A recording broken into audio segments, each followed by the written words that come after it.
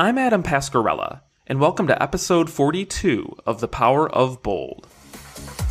From New York City, it's The Power of Bold, the podcast on risk-taking, entrepreneurship, and bold living. Join us as we interview world-class performers, analyze life-changing books, and gather actionable insights to help you achieve your goals. Here's your host, Adam Pascarella. Hey everyone, thanks for joining me on this 42nd episode of the podcast.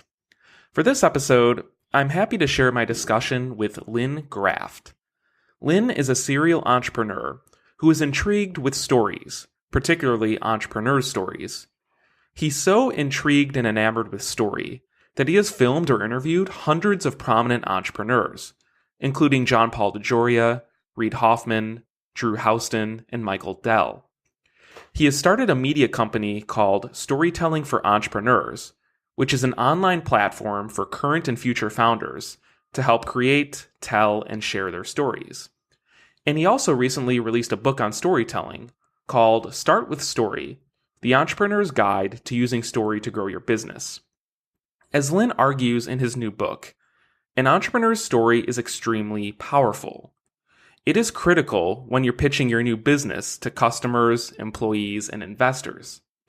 It can be the source of articles and interview requests. In fact, when times are hard, your story can be the one thing that saves your business. Because of this, you're doing yourself a disservice if you cobble together a story without some serious thought. Storytelling requires effort, and it requires adapting your story to the particular audience in front of you. These are just some of the ideas that Lyn and I discussed in this episode. In our conversation, we touched on a wide range of things, including how Lyn discovered the power of story, why story is so important to the human experience, the most crucial stage of any story, how your story can stand out from the crowd, and why emotion is your friend, regardless of the story. So before we get started with the interview, just one more thing.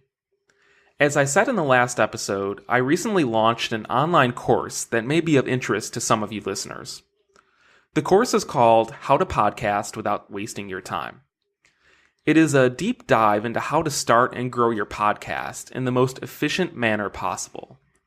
It's really a collection of insights from my podcast and other podcasts, and we touch on topics ranging from market research and episode structure to standing out from the crowd and delegating key tasks. To get a sense of the course, I'm pleased to offer listeners a free excerpt that discusses my approach to cold emailing. You can find it by going to thepowerofbold.com/learning. I hope you find it useful and invite you to reach out if you have any questions or comments. Okay, so without further ado, here's my conversation with Lyn Graft. Lyn Graft, thanks for joining me on The Power of Bold. All right. Thanks for having me, Adam. Appreciate it. Looking forward to chatting with you. Well, I appreciate it as well, and I appreciate you coming on to the show because storytelling is something that personally fascinates me and really caters to the objective of the podcast. And it's really for those listeners who are looking to leave their jobs, try something new, or even build a business, all three of those. And no matter what, I think that storytelling skills are extremely important to achieving those goals, and I'm sure you would agree with that. And so just to start here, I'm absolutely certain that you get this question a lot, but just so the listeners can know a little bit about you and your story, can you share your story to us from this point? What led you from obtaining your MBA to your adventures in the startup world and now to running a production company?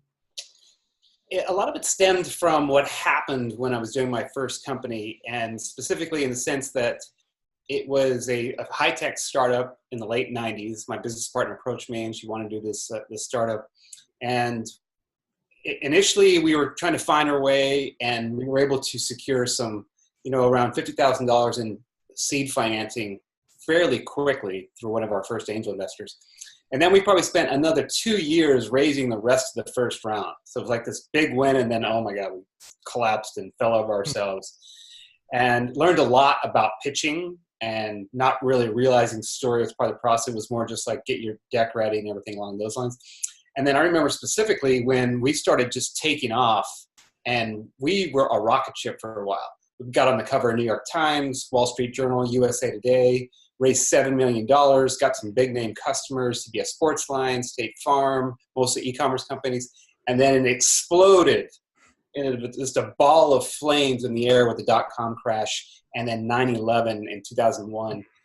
Both happened within 6 months in terms of our business, and it just completely destroyed the company, lost all the funding, everything else, went out of business. And for the next probably 4 years, I was trying to figure out what I wanted to do with my life. So I started writing business plans. So I was pretty good at that. And then I started another business, did very well, sold that. Another business, that one failed. So I'm kind of on my fourth business at this time, and I'm doing pretty well, but I didn't like it. It was water sports online. Oh, interesting. E-commerce company. Huh. And my business partner from the first original startup, the high-tech startup, she approached me, a woman, and she said, I'd love to do this television show about women CEOs raising capital in Texas in the high-tech sector. And I knew why she wanted to do it. It had to do with a lot that had transpired while we were raising capital in a Good Old Boys network. And I said, yeah, I'll help you out. I don't know anything about television, entertainment, video, nothing, right? So I started spending 5 hours a week, 10 hours a week, just helping her. And I became enamored by video. I didn't know anything about it, but it was really fascinating to me. And I met this guy who was a director of Dallas and Dynasty, the 70 shows, and he helped me kind of figure it out. So as we're trying to discover what it takes to pitch a television show, we got this paid gig with the University of Texas because of her mentor, Dr. George Kotsmetsky. The University of Texas Business School was named after him. And we were doing a legacy video about him and his relationship with the University of Texas and IC Squared, technology division of UT.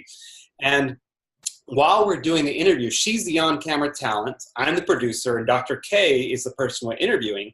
He says, Ingrid, you should interview two of my other mentees beside yourself. And Ingrid is very effervescent, outgoing. She goes, yeah, who should it be? Who would it be?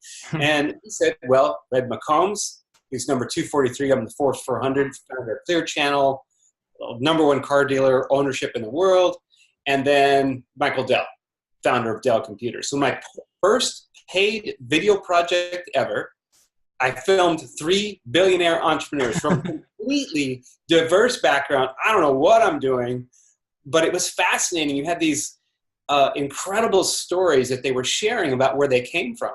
And that was 15 years ago, almost to the day. And it just set me down this journey of capturing the stories of entrepreneurs through roundabout projects. And fast forward, I filmed over 500 very well-known founders, founder of LinkedIn, Whole Foods, Playboy, Tom's, BET, Trader Joe, just a lot of folks that are incredibly successful. And on that journey of filming them, making videos for, we ended up getting that show called, it was called American Made. It was CNBC's first primetime show. Ingrid and I created it. She was the on-camera host. I was the producer director. And that show kind of catapulted us in video production, if you will, television, video. And I've made about 800 videos since then. And I'd say 90% of the content that I'm doing is filming entrepreneurs. Either I'm capturing their story, or I'm filming for Dell or Entrepreneur Magazine, or capturing small business stories, just creating entrepreneur content for entrepreneurs. Sure. And in that process, I started learning about story and storytelling, just because when you make videos, you got to understand narrative, right, or your video is going to suck. I mean, that's what it comes down to, right? And I just started learning about it. I loved and was fascinated by these incredibly successful entrepreneurs and their gift and story and their ability to tell their own story. So I just decided to dive into it. And I spent, 2 or 3 years starting to talk about it to like groups at Dell and at Visa and PR agencies, South by Southwest, different organizations. I started speaking about it, and then I started teaching and coaching. And if you want to get good at something, teach it, because you have to learn it ins and outs. And that really set me down the journey. And then February 1st, 2013 is when I started writing the book that just got released February 12th, self-promo here. There we go. That came out February 12th. And this is the first book in a series I'll be doing.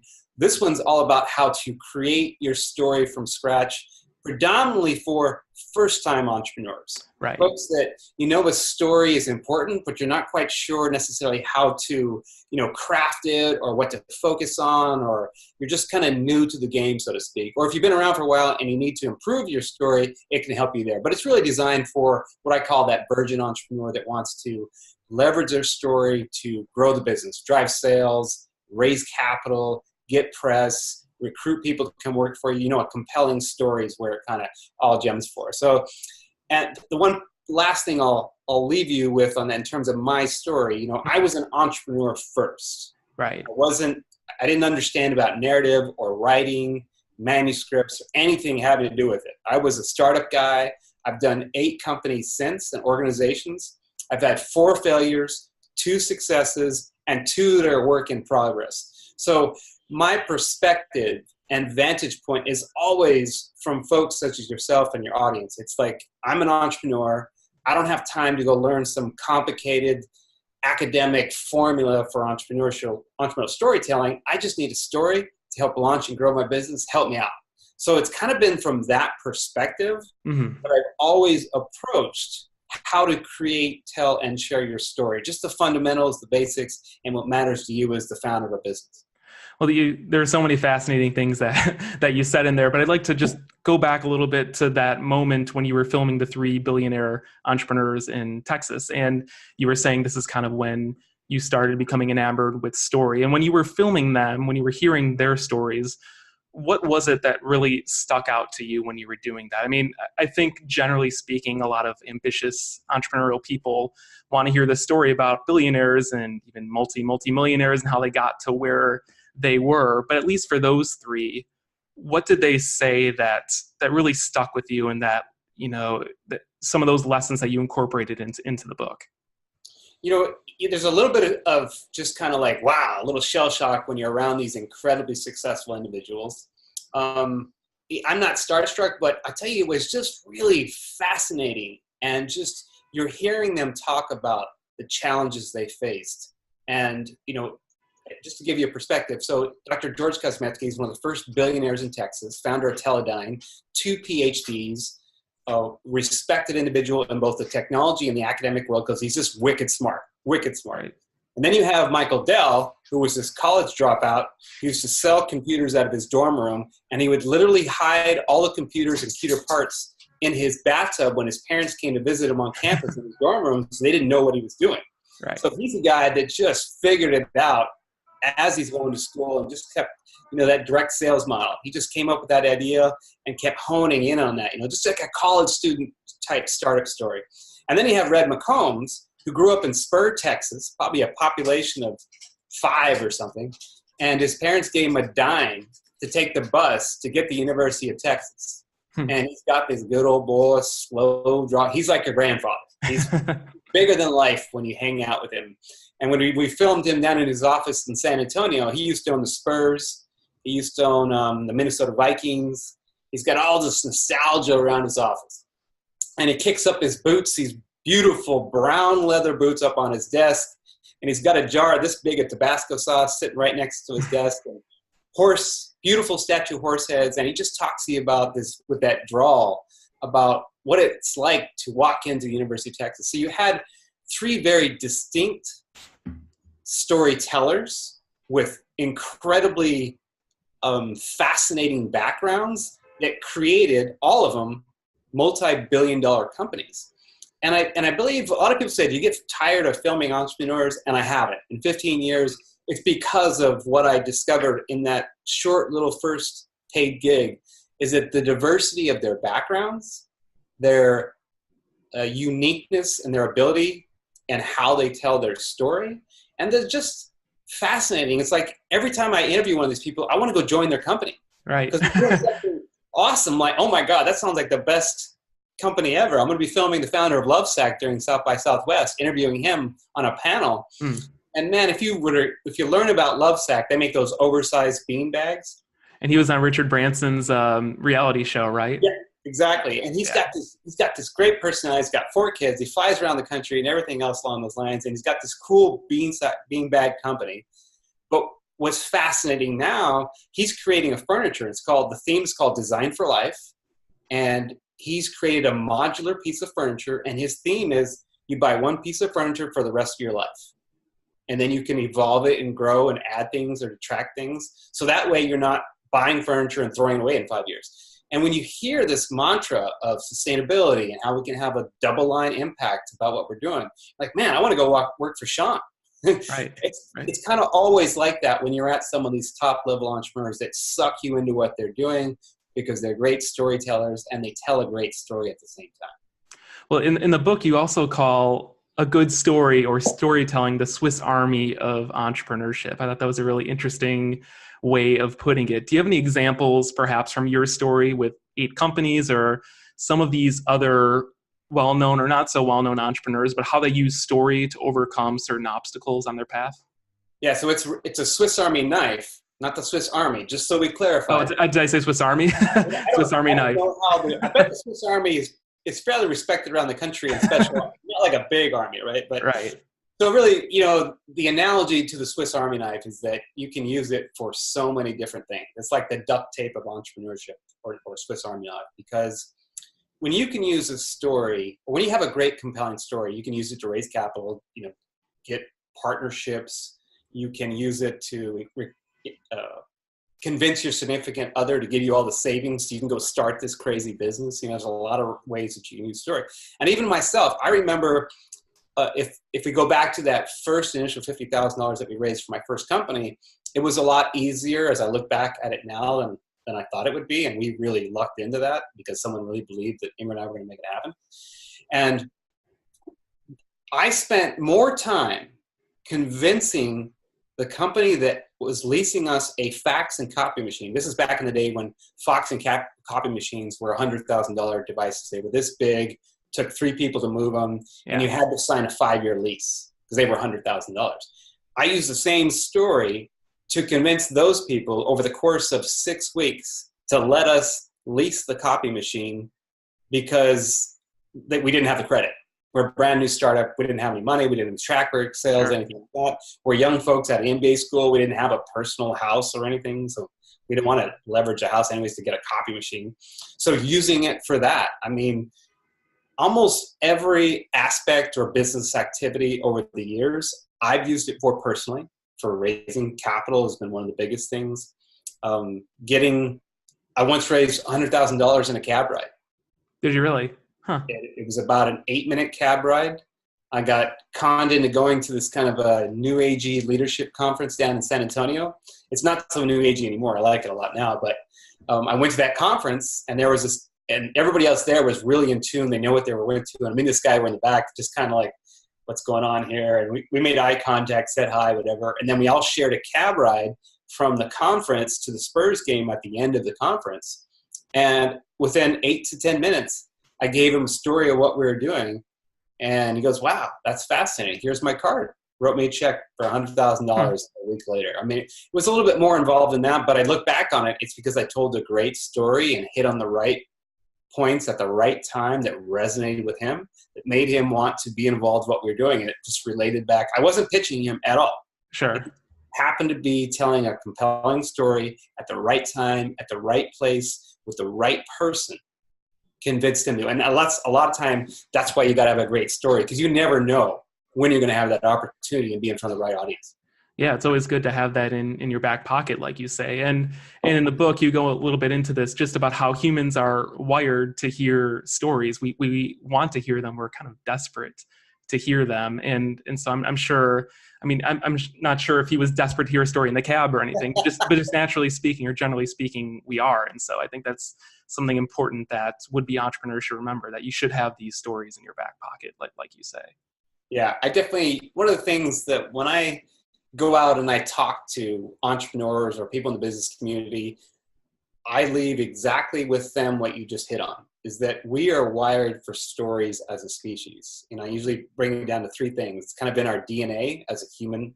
In every culture on the planet, scientists have discovered evidence of storytelling for the last 20,000 years. And think about how you learn.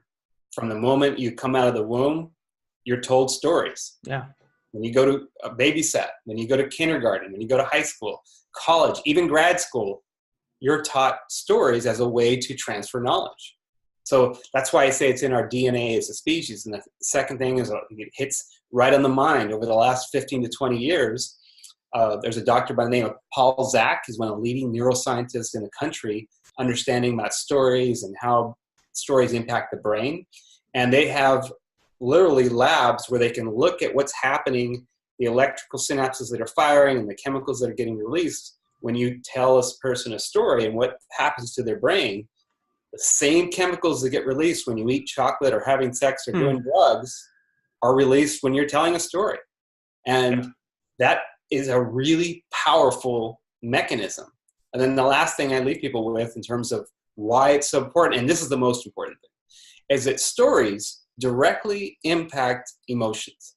And emotions are how we make decisions. Yeah. When you tell a story to someone, if I'm telling you a good, compelling story, I'm going to start releasing chemicals in your brain. Cortisol, that's what gets your attention.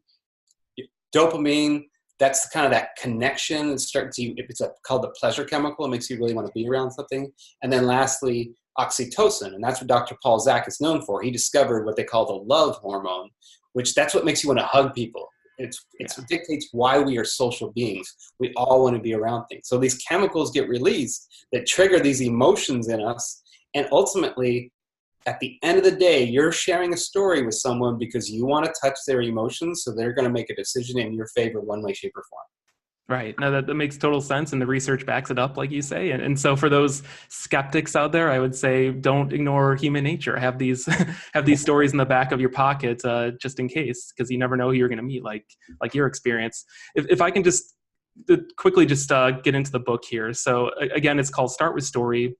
And in the first beginning parts of the book, you share a simple math equation almost, and it's story equals experience plus business meaning. And I thought that was really interesting because I think a lot of first-time or would-be entrepreneurs forget the business meaning part of that equation. And I think, this is just my opinion, but I think they almost treat it like a tell me about yourself question that you're asked when you're interviewing for a job. It's sometimes easy to forget the business meaning part of your story. Am I onto something? Is that something you've encountered when interviewing all these entrepreneurs? Yeah, it's definitely an astute observation, I'd say, with the Adam. And I'll give you something my publisher told me. So Tucker Max is the founder of Scribe Publishing. They're my publisher. And he kept telling me in the early stages of my book and reminded me ever since that nobody cares about your book. All they care about is what your book is going to do for them. Yeah. And that may sound intuitively right, but man, when you start diving into your book and you spent 6 years, like I did, investing your heart and soul, I worked on it every single day, your ego gets in the way and you start loving your own stuff. You're drinking your own Kool-Aid. You think people are going to love it. And you do forget about that, is that people really don't care. Other than your family and people really close to you, nobody cares about your book. And I always tell people, you need to think about your product or service or offering in the same way. Nobody really cares about it. All they care about is how is it going to help them? How's it going to help them drive sales? How's it going to help them, expand their awareness? How's it going to get them more customers? Whatever it is that you're selling or pitching has to lead to something for them. So to what you're describing there, a lot of people do want to talk about their personal story. And if your personal story doesn't relate to your business in one way, shape, or form, or you can't relate it in some way, you're probably just blowing air and wasting time and just not helping the person you're speaking to. So that little, when you was looking at what's a really simple formula that people will get and not overwhelm you at all, that's what it came to. It's like you had an experience, and it has a powerful meaning that relates to your business in one way, shape, or form. Now, it may not necessarily say, this is why I started the business. It could say, this is why I decided I wanted to go down the path of figuring out what I want to do with my life. And there's a story in the book about Adam Braun, the founder of Princess of Promise, who talks a lot about that. So I always share with people, it wasn't necessarily he discovered when this thing happened to him on the ship, he almost died, basically. That's what happened to him. It was a semester at sea.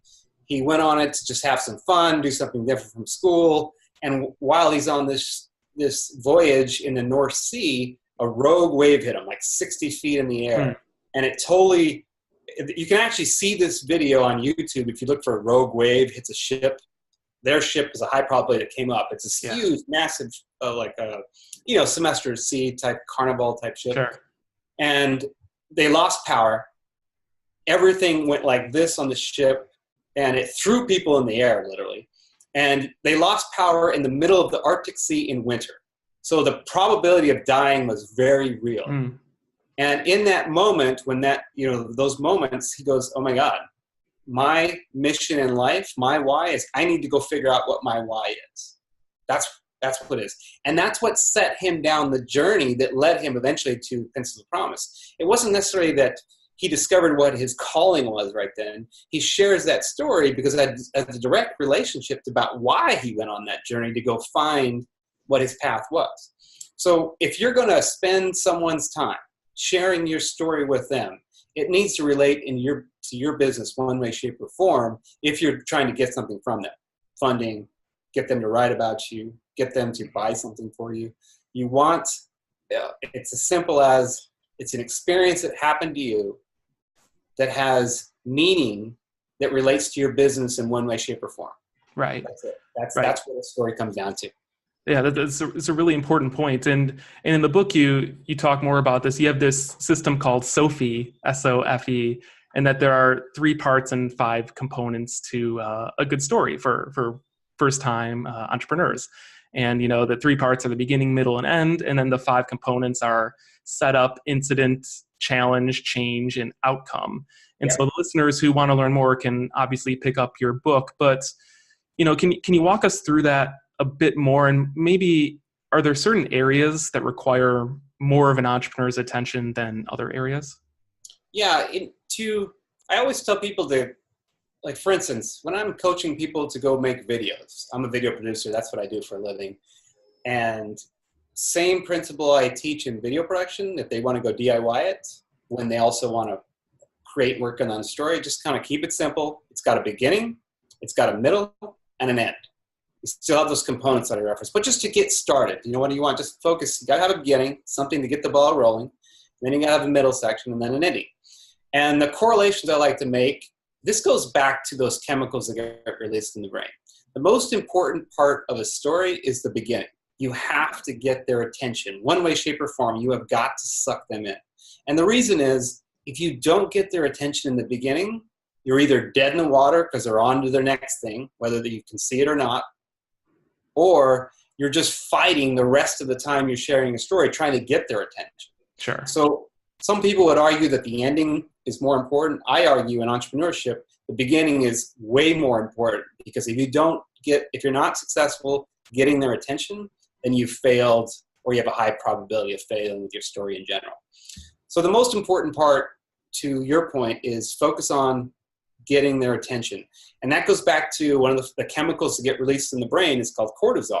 And cortisol is what helped us as a human species when we were first roaming the earth, is it made us aware of danger, or it showed us opportunities for food or shelter. So cortisol is like this radar screen that's always going on. So you want to figure out ways in the beginning of your story to get someone's attention. There's a lot of ways to do that, but I'd say that's the most important part. Sure. So sorry to interrupt, but for the Pencils of Promise founder, in his situation, it would be, I'm on this boat, I'm studying at sea, and this rogue wave comes, I think I'm about to die. That's exactly. At least that sort of thing for him. But for people that may not have had as intensive an experience as that, do you have any examples of how, the attention can be captured pretty quickly, maybe through some of the case studies in your book? Do you have any examples of that? Well, I'll give you one. Yesterday, I'm a mentor for a CPG incubator, consumer packaged goods incubator here in Austin, Texas, called SKU. Mm-hmm. And I spoke yesterday to them about storytelling and why it's important. And this exact question came up. It's like, we're coming up with this dog food, and we're trying to connect with our audiences and get their attention. They kind of said it almost just like that. And I said, well, tell me your story. Let me hear it. So she went off. She goes, well, we want to make a dog food it's really good for our dog. We want our dog to eat healthy foods, got good ingredients. And she's gone on and on like that. And I'm like, if you walk into any pet food store and you read the ingredients, on every single dog food offering on the shelf, they're all going to say quality ingredients, good for your dog, healthy, active, and they have this smiling dog. It's like they're all the same.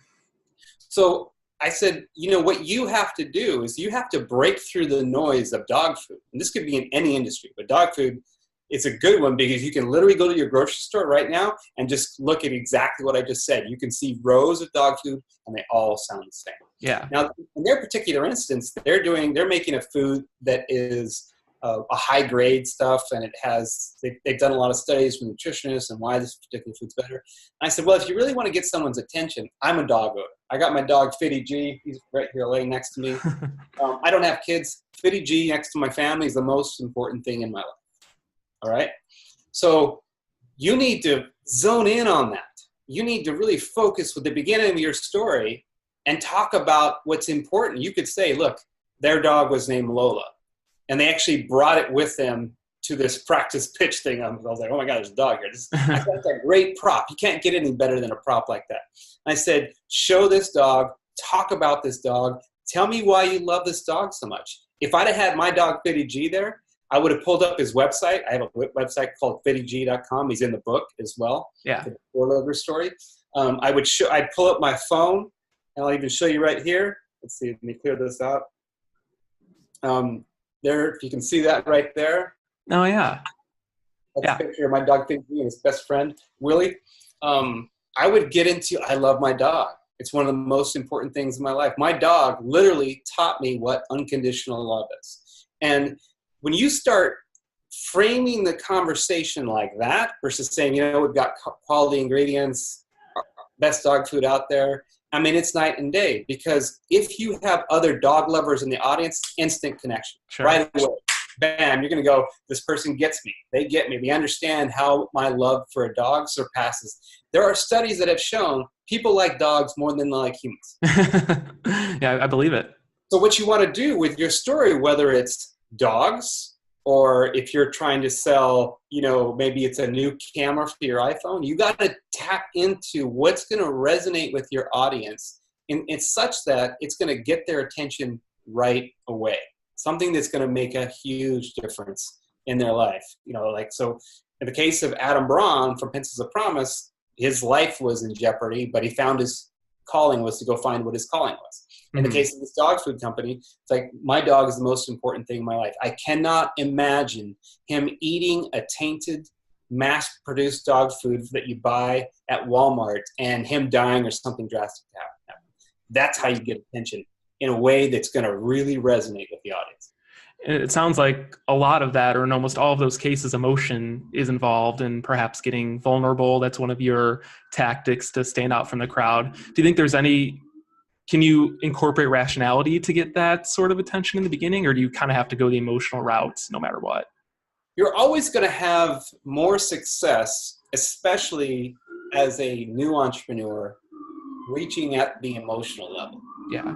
And it's because stories have the unique ability to bypass things such as, we all have these filters in our life.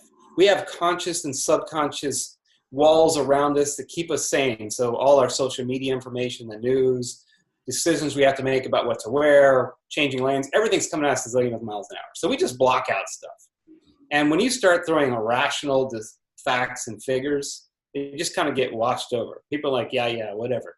But the minute you find something that has an emotional connection with them, and vulnerability, to what you brought up, is a great example of that. When you're vulnerable, when you're willing to share something that is surprising, you might talk about, like in my instance, I have no problem talking about it. I have 4 failed businesses. If I lead a story or a speech or discussion with that, there's going to be a high probability I'm going to relate to a lot of people in that audience. Because if you're an entrepreneur, the probability you failed is it's way up here, especially if you're a successful entrepreneur. You failed at something. Sure. It doesn't have to be business. You failed at something.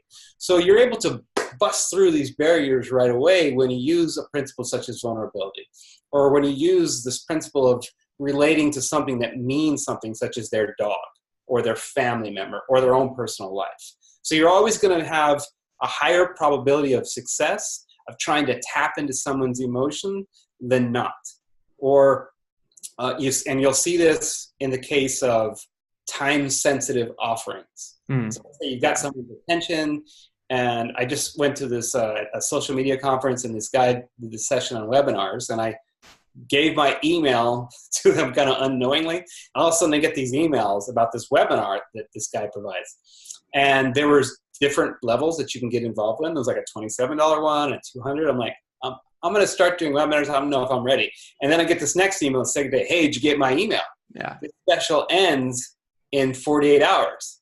And I'm like, let me go check it out again. See what's. I'm like, do I really want this and everything else? And I'll be honest, it worked. Yeah. I bought this $27 product because I do want to learn more about webinars because I'm going to do them. So he hit me with an interest that I had because I went to his session.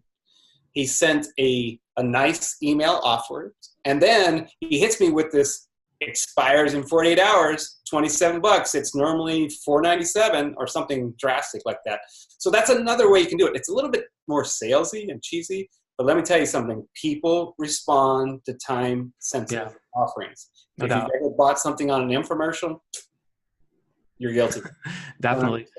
Definitely. If I can just return back to Sophie just for a little bit, specifically the challenge, change, and outcome sections. So, there's some challenge, you overcome it, and everything is good. But at least for those, would-be or first-time entrepreneurs that are just starting out, maybe they haven't faced that challenge yet. What advice would you give them? I guess you could say that maybe they faced a challenge and that's what was the impetus for them starting their business. But at least in the beginning stages, what would you say to that? I would contend that there are always challenges. Mm-hmm. No matter what business or what stage that you're at in the formulation, the launch, or the growth stages of company, it could be you don't know what you're doing, and flat out admitting that is a great way to connect with people. Like I remember specifically when I recognized, I had this one advisor tell me, my first company, he goes, Lyn, you don't know what you don't know. I looked at him, I was like 20 something. And I'm like, what? So he said it louder and slower. You don't know what you don't know. Like, okay, I don't know what that means, but I got it. And he goes, no, I don't need to kind of explain it. And it took me about a year to really understand what he meant by that. And when I was able to recognize that there were a lot of things that I didn't know when launching my company, whether it be about the product or the service, raising capital, running business, managing people, how to get press, there were so many things you don't know when you're doing a company. You can literally use that, make a checklist of the things you don't know that you're going to have to do, and you can start building out these challenges that you're going to face. You can say, there's a lot of things I don't know. I'm going to work hard at this. I'm going to hustle. I'm going to make this happen, but I need help. There's a tremendous opportunity here, but there's a lot of risk involved. I need mentorship on how do I manage people? How do I develop the legal documents so I don't get sued, or make sure that I have all the transactions information, everything that I need to do this? How in the world do you write a press release? How do you build a website? So you can kind of manufacture obstacles. If you really don't think you have one, I guarantee you in 5 minutes I can give you 100 obstacles you haven't thought about. But generally, it doesn't necessarily have to be, if you're brand new to an idea or something, it can be challenges that pertain to the offering that you're trying to come up with. So if you've got a new product or service that helps someone, maybe it helps them overcome a sickness. And I'll give you an example such as nutrition. Let's say you came up with a brand new energy bar, and the reason you're doing this is because you know someone in your family that had a disease, or that was manically depressed, or that had some food-derived illness or some food allergy that caused them to not be at their best. So you're using the obstacles of someone else. Is it kind of building drama? I don't like to get too much involved in the whole movies and book manuscripts thing when it comes to writing your story, but ultimately that's what you're doing. Sure. Obstacles create a connection with people because each of us face challenges in life, insurmountable challenges at times. It's things that have kept us from being successful. So when you're able to tap into that common ground using challenges or obstacles that you face, because even if your audience is incredibly successful, nothing ever bothers them, they know somebody that has. Right. So you're using those obstacles to build that connection, to draw them more and more into your idea, either through your own personal experience or the target audience that you're going after, is typically be even better than your own from that perspective. Sure. And if I can just ask about storytelling in general, just the delivery aspect of it. You obviously have your story, you constructed your story according to your framework or something else, but you actually have to deliver it to not only different audience members, but there's also the fact that, you want to be maybe perhaps dramatic in one instance or more serious in another. Do you have any tips for those first-time entrepreneurs that are delivering their story for the first couple of times?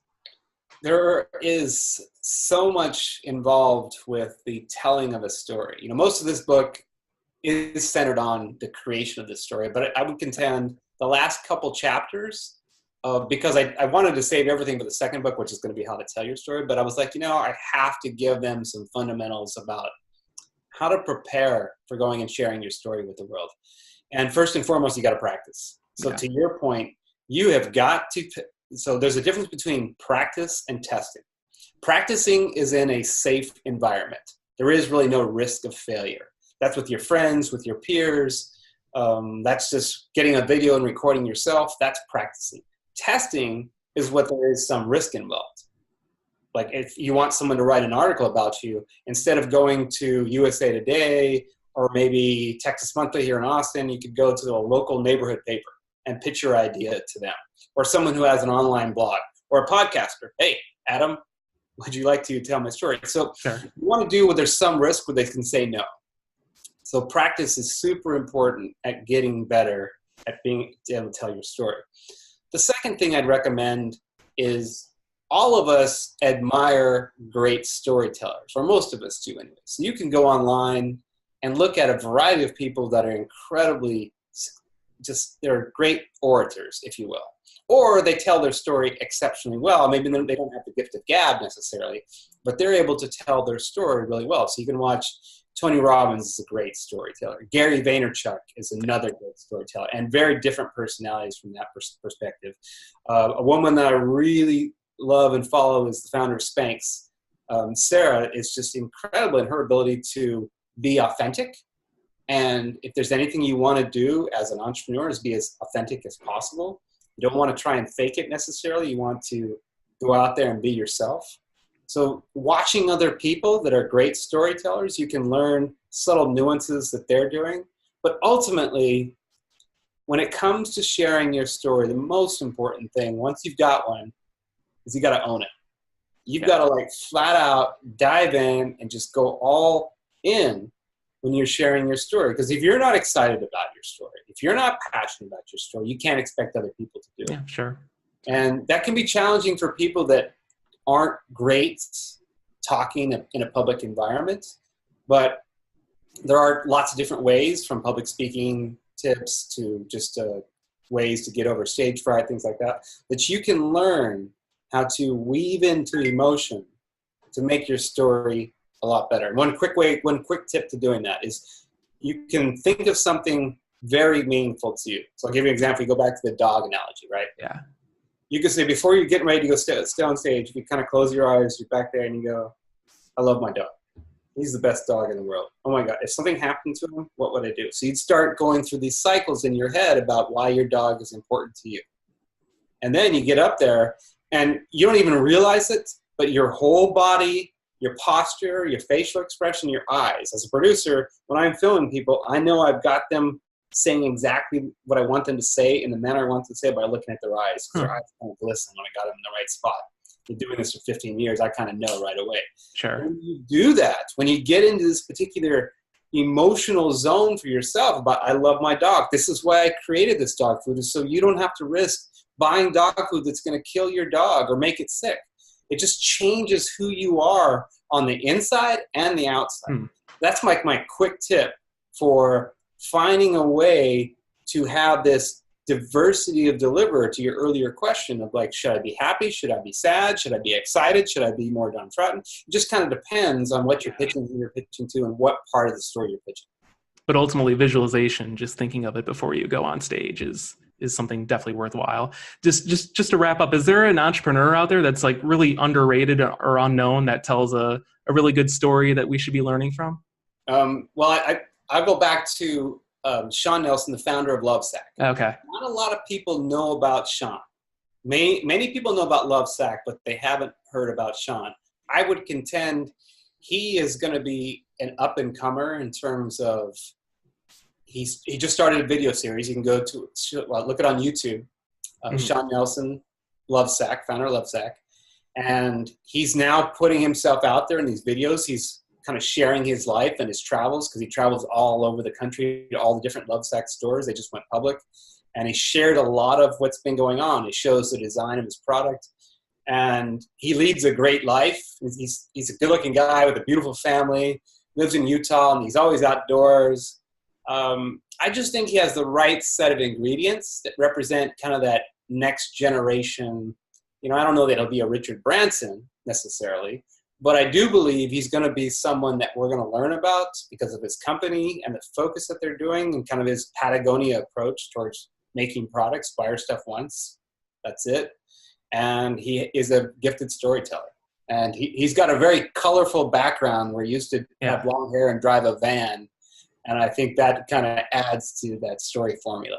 Definitely. Well, I'll definitely add that to the show notes, a couple of videos of him pitching Lovesac and just his story. And so, Lyn, this has been terrific. Again, the book, as you can see there, it's Start With Story. And if the listeners want to learn more about the book or about you, where can they go? So I would recommend going to, so if you want to get the book, go to Amazon, search for Start With Story, Lyn Graft. We just hit #1 bestseller in 2 categories. Very Congratulations. exciting. Thank you, Scribe, for helping me do that. Or you can go to the website where I'm building a platform. This is the first book, and I've also got an online course called Storytelling for Entrepreneurs. And I've got a blog series. I've got a video series that I just launched. I got the book. I've got the course. And over time, you're just going to see a lot of content that's all designed to help entrepreneurs know how to create, tell, and share their story. This is just the most visible one right now so far. So storytellingforentrepreneurs.com. Absolutely. That'll be in the show notes. Well, Lyn, thank you so much. This has been really insightful, and everyone go out and practice and compose your stories. Well, before you finish, Adam, I want to know, what was your biggest takeaway from the book? I want to hear your perspective so that your audience knows what you got the most out of. Yeah, it's a great question. I think for me, it was the fact that emotions are just so central to storytelling. And I think it's particular to me just because I come from a very analytical, rational background. I'm a former lawyer, still am a lawyer, but former practicing lawyer. And, I didn't appear in court. And I think you see more of that in court when you're arguing to a jury or less so a judge. But when you're filing papers, I did civil litigation. When you're doing that sort of thing, you need to focus on the facts. You need to focus on the argument, and you need to be pristine in your analytical, your analysis, essentially. And so emotion, it did have a place, but it wasn't as important as in other circumstances, obviously, especially if you're an entrepreneur. So that's the main thing I took away.